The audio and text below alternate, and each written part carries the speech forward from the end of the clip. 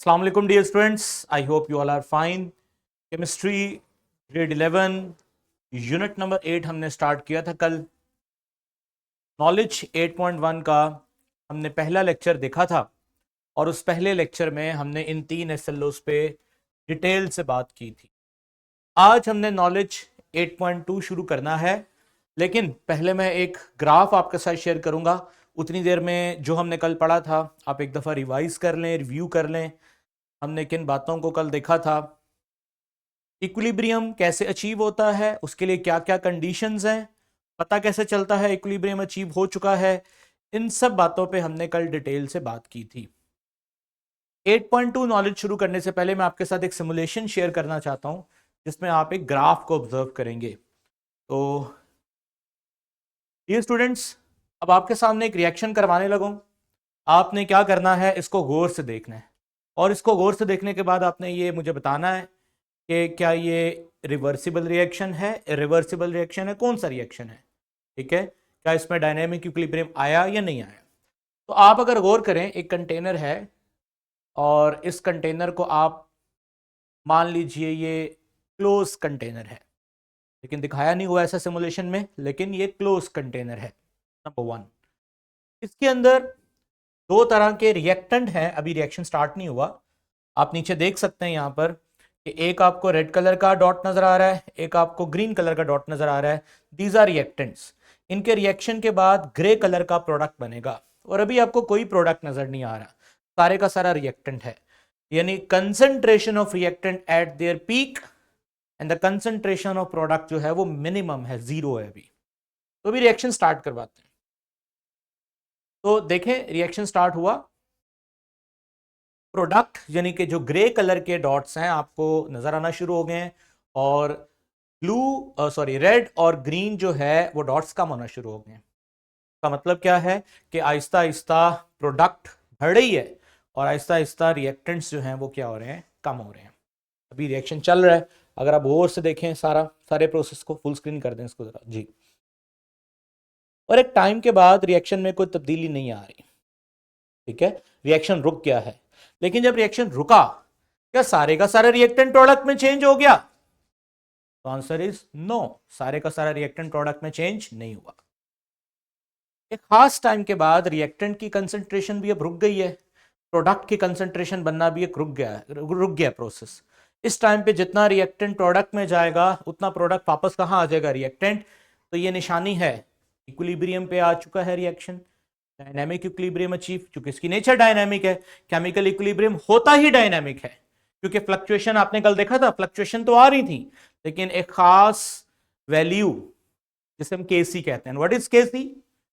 शाबाश, the ratio of product and reactant eight concentration. यानी इस टाइम पे जो प्रोडक्ट और रिएक्टेंट की रेशियो होगी, जो प्रोडक्ट और रिएक्टेंट की रेशियो होगी वो हमारे पास जो है केसी होगा। ठीक है, अच्छा, इसमें मैं एक चीज आपसे पूछना चाहता हूं कि आपने देखना है कि शुरू में रिएक्शन की स्पीड क्या थी और आखिर में रिएक्शन की स्पीड क्या। ये देखें, शुरू में ग्राफ तेजी से मूव कर रहे हैं दोनों, यानी कि कंसंट्रेशन रिएक्टेंट की तेजी से डिक्रीज कर रही है और कंसंट्रेशन प्रोडक्ट की तेजी से बढ़ रही है, लेकिन एंड पे जाके दोनों स्लो हो गए हैं। इसका मतलब शुरू वाले टाइम पे जल्दी जल्दी रिएक्टेंट प्रोडक्ट में चेंज हो रहा था, यानी शुरू वाले टाइम पे रेट ऑफ फॉरवर्ड रिएक्शन बड़ा तेज था और Aahista Aahista rate of forward reaction क्या हो गया, स्लो हो गया। आप ग्राफ से भी देख सकते हैं। ठीक है स्टूडेंट्स, तो ये कल जो हमने पढ़ा था ये उसको एक दफा मैंने रिकॉल किया है। उम्मीद है कि आपको ये समझ आ गया होगा। अब यहां पर चंद बातें मैं आपके साथ करना चाहता हूं, फिर मैं आगे मूव करूंगा। जी, चलते हैं स्लाइड की तरफ। वो बातें जरूरी हैं क्योंकि अगर आप इक्विलिब्रियम को अच्छी तरह जानना चाहते हैं तो उन बातों को हमें पहले डिस्कस करना पड़ेगा। ये स्टूडेंट्स, के सी किसी भी रिएक्शन के आगे उसका जो के सी लिखा होता है, के सी की वैल्यू हमें कुछ इंफॉर्मेशंस देती हैं। मसलन मैं आपके साथ एग्जांपल्स डिस्कस करता हूं। मान लीजिए रिएक्टेंट जो कि प्रोडक्ट में चेंज होगा और एक खास टाइम के बाद रेट ऑफ फॉरवर्ड रिएक्शन बराबर हो जाएगा रेट ऑफ रिवर्स रिएक्शन। इस टाइम पे केसी हम निकालेंगे, यानी कि प्रोडक्ट की कंसंट्रेशन को और रिएक्टेंट के कंसेंट्रेशन को क्या करेंगे, डिवाइड करेंगे, और हमें Kc की शक्ल में एक न्यूमेरिकल आंसर मिलेगा। ठीक है, अब ये आंसर जो है ये 3 तरह का हो सकता है। यहां तो ये वैल्यू स्मॉल हो सकती है, यहां ये वैल्यू मॉडरेट हो सकती है, यहां ये वैल्यू लार्ज हो सकती है। अब इन वैल्यू का हमें क्या फायदा होगा, ये स्टूडेंट्स याद रखिएगा, Kc जो के बराबर है, Kc जो के बराबर है प्रोडक्ट ओवर रिएक्टेंट के। जब प्रोडक्ट की कंसंट्रेशन बहुत ज्यादा हो, इक्विलिब्रियम अचीव हो गया, इक्विलिब्रियम अचीव होने के बाद जैसे अभी आपने सिमुलेशन में देखा, इस रिएक्शन में काफी ज्यादा प्रोडक्ट बन चुका है, रिएक्टेंट बहुत थोड़ा बचा है। इक्विलिब्रियम आने पर ज्यादातर रिएक्टेंट प्रोडक्ट में जा चुका है और रिएक्टेंट बहुत थोड़ा है, मींस के प्रोडक्ट की मिकदार ज्यादा है, रिएक्टेंट की मिकदार कम है। इस केस में जब आप निकालें, इस केस में जब आप रेशो निकालोगे तो इस केस में आंसर लार्ज आएगा, इस केस में आंसर लार्ज आएगा।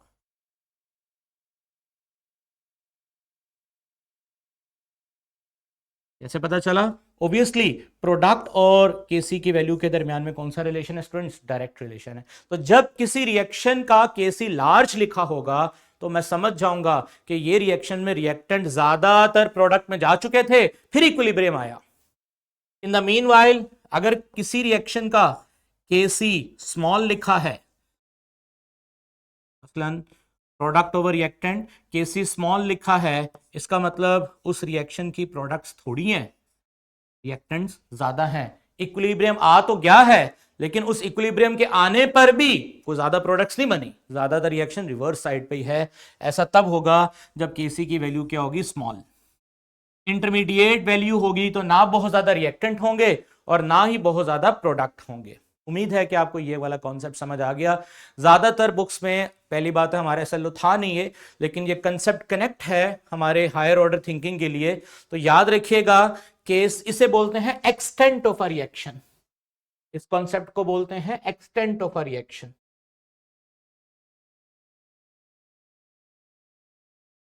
रिएक्शन किस हद तक फॉरवर्ड जाएगा इक्विलिब्रियम आने से पहले, या रिवर्स आएगा इक्विलिब्रियम आने से पहले, किस हद तक रिएक्शन मूव करेगा, किस हद तक रिएक्शन चलेगा इक्विलिब्रियम आने से पहले, इसको बोलते हैं extent of a reaction, extent हद को बोलते हैं।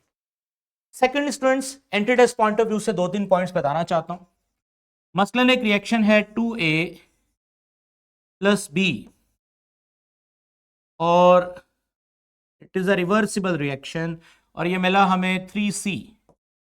इस रिएक्शन की Kc की वैल्यू है for example 10⁵ at a specific temperature 25 degree. और अगर मैं इस रिएक्शन को ऐसे लिख देता हूं 3C it will goes into 2A + B, यानी उल्टा कर देता हूं रिएक्शन को, इन्वर्ट लिख देता हूं।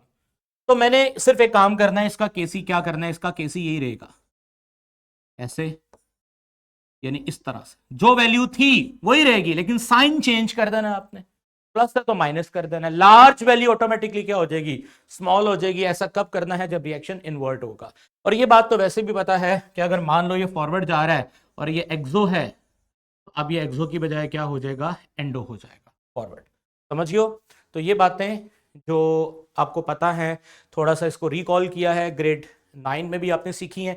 इनको सीखने के बाद अब आज हम नए नॉलेज पे चलते हैं, नॉलेज 8.2। 2 दिन में हमारा ये नॉलेज खत्म होगा।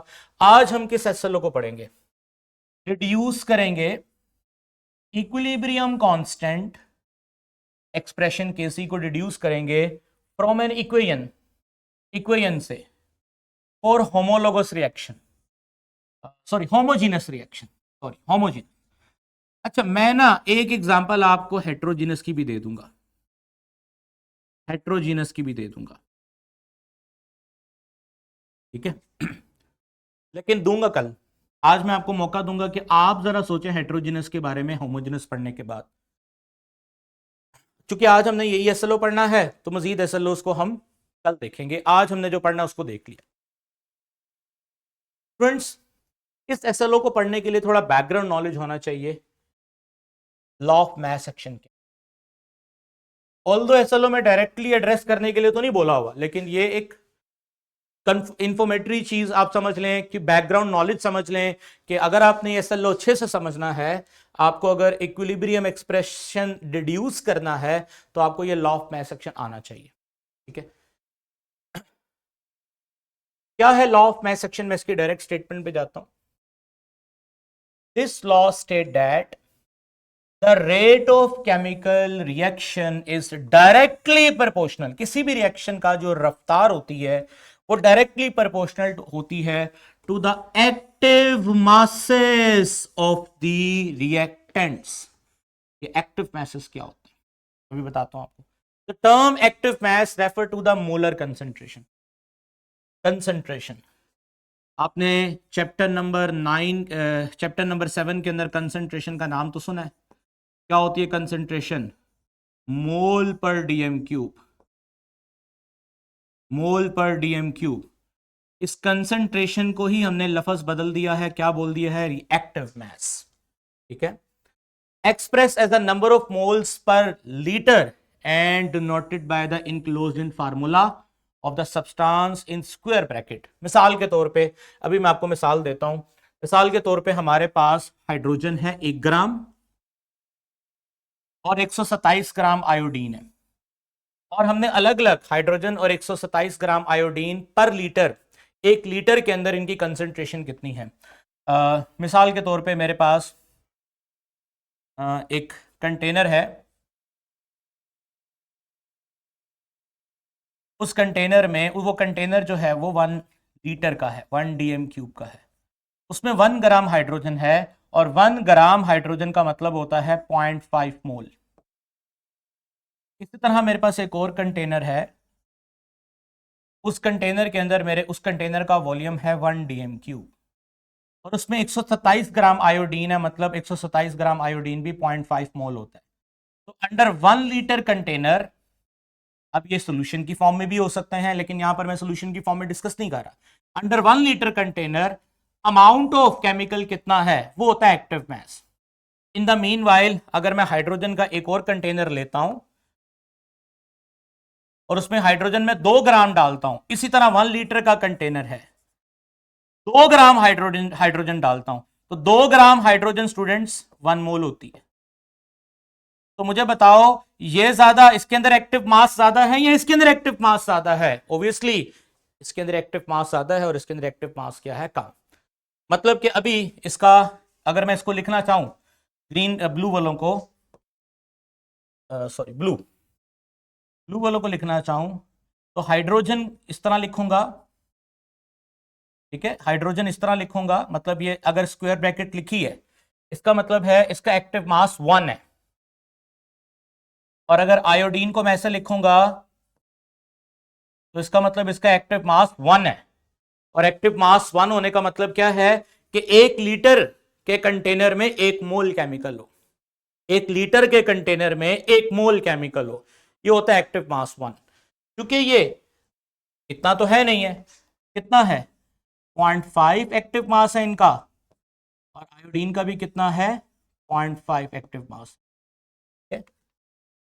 इस तरह से हाइड्रोजन की जो कंसेंट्रेशन है स्क्वायर ब्रैकेट में मेंशन करते हैं, this is the sign of active mass. कितना है ये? 0.5, और आयोडीन भी कितना है? 0.5। अदरवाइज अगर कोई चीज खाली ऐसे लिखी हो, वो तो मैंने मेंशन कर दिया ना 0.5, अगर कोई चीज खाली ऐसे लिखी हो तो ये अंडरस्टूड हो जाता है कि ये इसका एक्टिव मास 1 है। अब एक्टिव मास के ज्यादा होने से रिएक्शन क्यों तेज होता है, इसकी भी सिमुलेशन देख लेते हैं। सिमुलेशन प्ले करें जरा, दूसरी वाली। स्टूडेंट्स, ये मैंने आपके साथ पहले भी डिस्कस की हुई है simulation. High concentration of blue and lot of red. अब मैं क्या करता हूं, मैं रिएक्शन करवाता हूं। अब इस रिएक्शन में देखो, ब्लू कलर का प्रोडक्ट, ग्रीन कलर का प्रोडक्ट है, ब्लू और रेड रिएक्टेंट है। कितना जल्दी रिएक्टेंट प्रोडक्ट में चेंज हो गया? इसको एक दफा हम रीस्टार्ट करते हैं, रीसेट करते हैं, दोबारा देख लो। अभी सारे का सारे रिएक्टेंट है, ब्लू और रेड रिएक्टेंट है, प्रोडक्ट कोई नहीं है।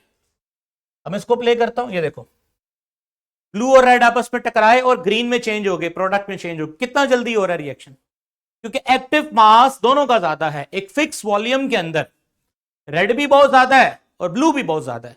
अब एक काम करता हूं, एक्टिव मास कम करता हूं, एक्टिव मास कम करता हूं।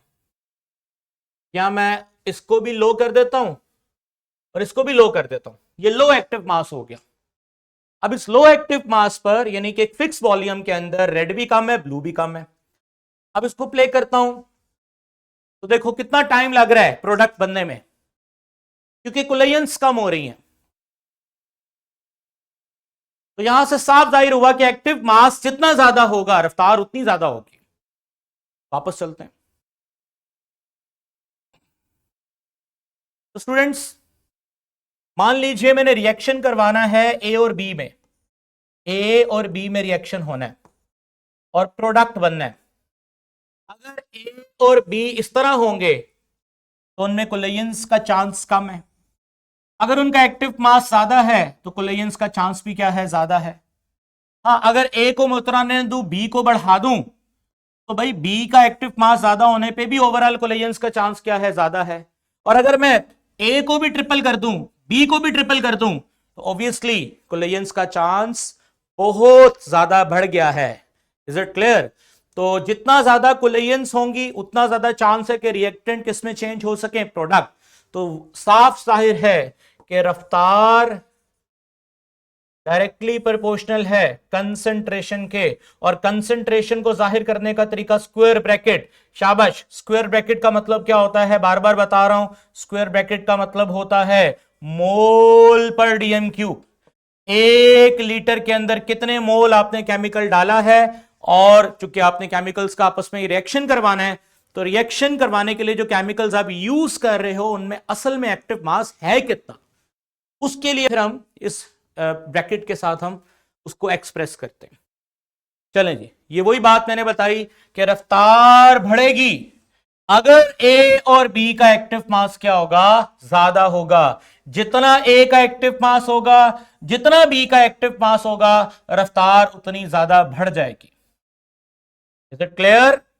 आप प्रोपोर्शनल का साइन खत्म करने के लिए वही इक्वालिटी लगाते हो और रेट कांस्टेंट के की वैल्यू लगाते हो, यानी प्लेइंग कंडीशन। व्हाट इज के? व्हाट इज के? Playing condition. जैसे मैच खेलते हैं तो प्लेइंग कंडीशंस होती हैं, टेम्परेचर, एटमॉस्फेयर, पिच की कंडीशन।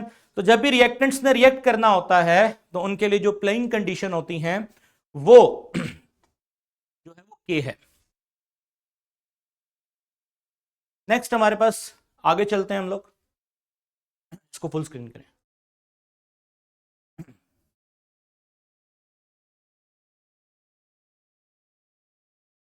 जीडी स्टूडेंट्स, अब कुछ रिएक्शन ऐसे भी हो सकते हैं जिसमें रिएक्ट करने वाले जो केमिकल्स हैं वो B C A B C, यानी 3 चीजें आपस में रिएक्ट कर रही हैं। ऑब्वियसली फिर ए बी सी इनको कोलाइड करना है। अब जितना ज्यादा ए होगा, जितना ज्यादा ए होगा, या जितना ज्यादा बी होगा, या जितना ज्यादा सी होगा, कोलिजन्स के चांसेस उतने ज्यादा बढ़ जाएंगे।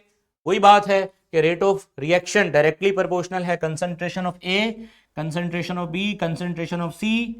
प्रोपोर्शनल का साइन खत्म करो, क्या लगाओगे, इक्वलिटी, और आगे वही constant, active mass of A, active mass of B, active mass of C. ठीक है स्टूडेंट्स, अब एक जनरल रिएक्शन कंसिडर करते हैं। अब जनरल रिएक्शन वही है कि 2 तरह के रिएक्शन हो रहे हैं, फॉरवर्ड भी जा रहा है, और भाई अगर रिवर्स की बात भी करनी है तो फिर हमें एक्टिव मास सी का भी देखना पड़ेगा और डी का भी देखना पड़ेगा। तो rate of forward reaction directly proportional concentration of A and concentration of B. यहां पे प्रोपोर्शनल का साइन खत्म करेंगे, कांस्टेंट लगाएंगे K1। K1 शो करता है फॉरवर्ड रिएक्शन को। इसी तरह रिवर्स रिएक्शन को शो करना है तो इसी तरह रिवर्स रिएक्शन डायरेक्टली प्रोपोर्शनल होगा concentration of C and concentration of D equals to K2। आगे इसी तरह concentration of C and concentration of D. K2 show करता है रिवर्स रिएक्शन के कांस्टेंट को, रेट कांस्टेंट को। ठीक है, आगे मूव करते हैं। where K1 and K2 is a rate constant for the forward and reverse reaction. Equilibrium पे क्या होता है? शाबाश, आप लोगों ने कल से यही तो पढ़ा है। इक्विलिब्रियम पे क्या होता है? रेट ऑफ फॉरवर्ड रिएक्शन बराबर होता है रेट ऑफ रिवर्स रिएक्शन के। तो dear students, rate of forward reaction किसके बराबर है? आपने पढ़ा अभी, रेट ऑफ फॉरवर्ड रिएक्शन बराबर है K1, जिसको हम KF भी कह सकते हैं, constants of forward reaction, active mass of A, active mass of B। Rate of reverse reaction किसके बराबर है? K2 भी कह सकते हैं, KR भी कह सकते हैं, एक्टिव मास ऑफ C और D। तो चूंकि रेट ऑफ फॉरवर्ड रिएक्शन बराबर है रेट ऑफ रिवर्स रिएक्शन के, तो मैंने यहां पर इस इक्वेशन का फायदा उठाते हुए, ये कब होता है? At equilibrium, at equilibrium.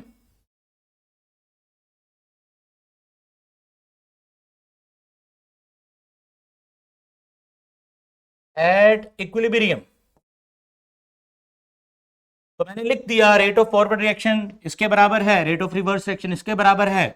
अब आप एक काम करो, कांस्टेंट्स को एक तरफ कर लो, कंसंट्रेशन ऑफ रिएक्टेंट प्रोडक्ट को एक तरफ कर लो, तो ये K2 इस तरफ आ जाएगा, K2 इस तरफ आ जाएगा, K2 इस तरफ आ जाएगा, और A और B उस तरफ चले जाएंगे, और इस तरह से हमें एक नई इक्वेशन मिलेगी, K1 ओवर K2 बराबर है कंसंट्रेशन ऑफ प्रोडक्ट। अच्छा, K1 over K2, this is actually Kc. What is Kc? What is Kc?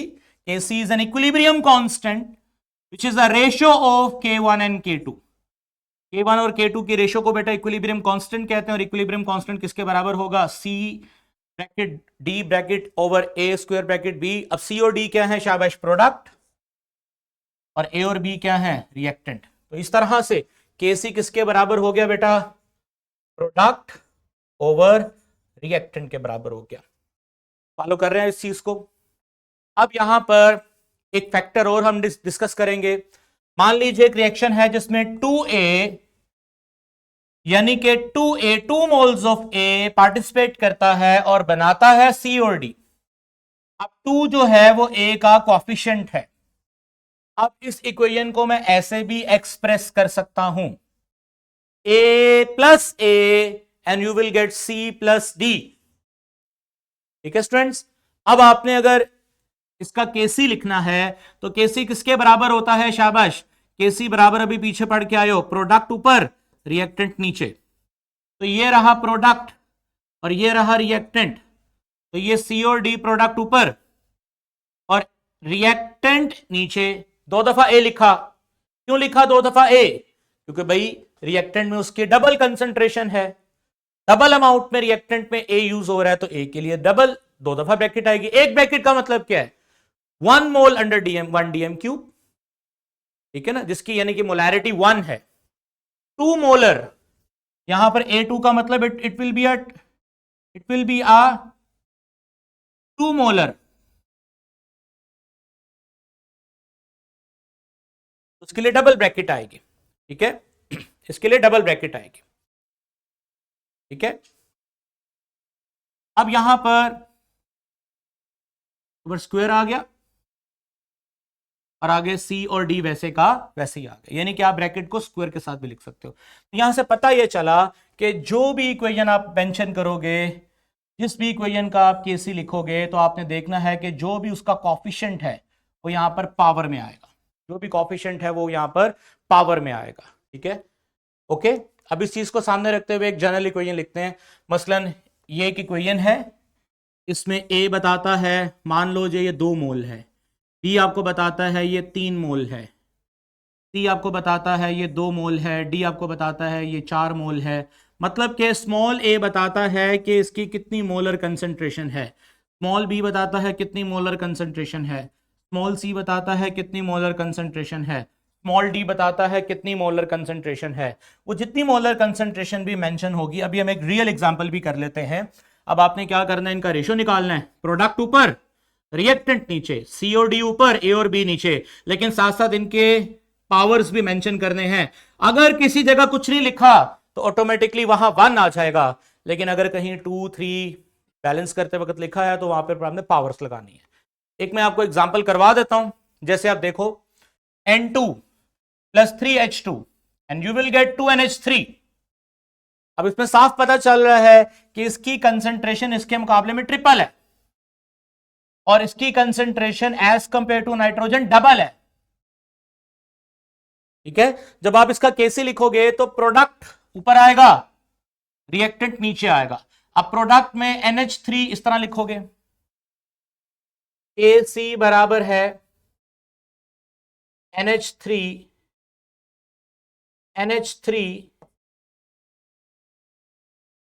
Double लिखोगे ना, 2 टाइम्स है वो। नीचे लिखोगे N2, active mass of N2, और हाइड्रोजन का एक्टिव मास नाइट्रोजन के मुकाबले में ट्रिपल है। ठीक है, अब आप इसको इकट्ठा करना चाहो तो यहां स्क्वायर आ जाएगा और हाइड्रोजन के ऊपर क्यूब आ जाएगा, यानी कि जो यहां नंबर्स हैं, क्योंकि यहां 1 है तो 1 को मेंशन करने की जरूरत नहीं, यहां 2 है तो यहां 2 आ गया, यहां 3 आ गया और यहां 1 आ गया।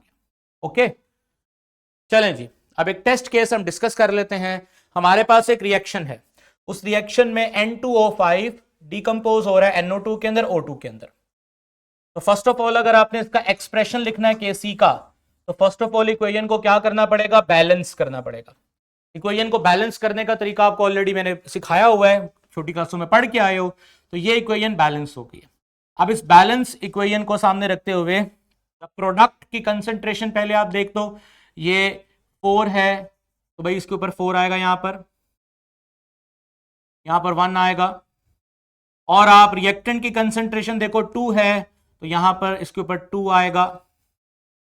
अब आपने इक्विलिब्रियम लिखना है और इक्विलिब्रियम लिखने का तरीकाकार क्या है, KC, प्रोडक्ट ऊपर आएगा।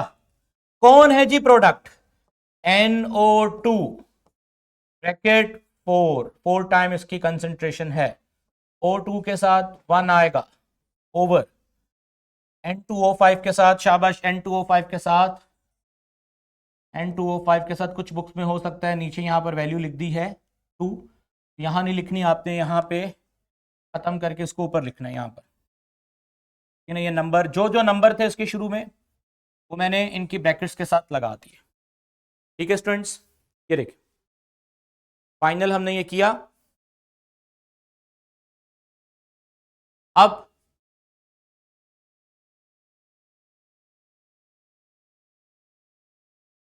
ये एक और रिएक्शन है, ये पिछले रिएक्शन से मुख्तलिफ है। नेक्स्ट पेज पे दिस इज N2O4, ये डिफरेंट रिएक्शन है जो चेंज होगा 2NO2 के अंदर। इक्वेशन बैलेंस है, यस, हाँ जी।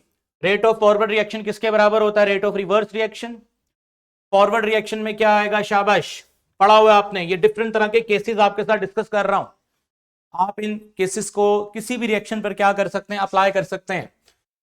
जल्दी बताएं, इसके लिए क्या आएगा, रेट ऑफ फॉरवर्ड रिएक्शन बराबर है KF active mass of N2O4, और इसके लिए क्या आएगा, शाबाश। इसी तरह रेट ऑफ रिवर्स रिएक्शन बराबर है KR, constants for reverse reaction, क्या आएगा, NO2 का स्क्वायर, क्योंकि रेट ऑफ फॉरवर्ड किसके बराबर होता है, rate of reverse. Left hand side बराबर है तो राइट हैंड साइड भी क्या होगी, बराबर होगी, यानी कि KF N2O4 बराबर होगा KR NO2 का स्क्वायर। Is it clear? अच्छा, यहां पर एक चीज का ख्याल करना है, यहां पर ये एक्वस लिखा हुआ है, ये एक्वस नहीं है, गैसेज है, क्योंकि रिएक्शन गैसियस फॉर्म में हो रहा है। तो ये चीज का ख्याल करना है आपने। 7 स्टेट्स अगर मेंशन करनी है तो आपने इसकी वो वाली स्टेट्स मेंशन करनी है जो आपको इक्वेशन में दी गई हैं। तो किसी बुक में अगर ये करेक्शन होने वाली है तो ये कर लें। अच्छा जी, शाबाश। तो बताओ रेट ऑफ फॉरवर्ड किसके बराबर है, रेट ऑफ रिवर्स। तो इनका लेफ्ट हैंड साइड बराबर है तो भाई राइट हैंड साइड भी बराबर होगा, यानी कि ये KF N2O4 बराबर है KR NO2 का स्क्वायर। ठीक है, अगेन कॉन्स्टेंट्स एक तरफ ले आया, प्रोडक्ट ऊपर, रिएक्टेंट नीचे। इस रेशियो को मैं पहले ही बता चुका हूं, क्या बोलते हैं, KC। और ये पूरे का पूरा जो मैंने लिखा है, now this is equilibrium expression, जिसमें KC क्या है, इक्विलिब्रियम कांस्टेंट। अभी यूनिट्स निकालने का नहीं बोला गया, अगर यूनिट्स निकालने होते तो वो भी निकाले जा सकते हैं। थोड़ा सा हम यूनिट्स के बारे में भी डिस्कस कर लेते हैं क्योंकि मुश्किल नहीं है वो। Kc बराबर है इस केस में प्रोडक्ट ओवर रिएक्टेंट यानी कि NO2 के ऊपर 2 आएगा और N2O4 वैसे का वैसे ही है। ये स्टूडेंट्स एक ब्रैकेट का मतलब क्या होता है, मोल पर डीएम क्यूब, मोल पर डीएम क्यूब का स्क्वायर, और नीचे भी आएगा मोल पर डीएम क्यूब। अब सिंपल बात है, मोल पर डीएम क्यूब स्क्वायर से क्या हो गया, कैंसिल हो गया, तो ऊपर क्या बचा, मोल पर डीएम क्यूब। तो यहां पर Kc का जो यूनिट होगा वो होगा मोल पर डीएम क्यूब। इसके लिए मैं शॉर्ट ट्रिक बता देता हूं आपको।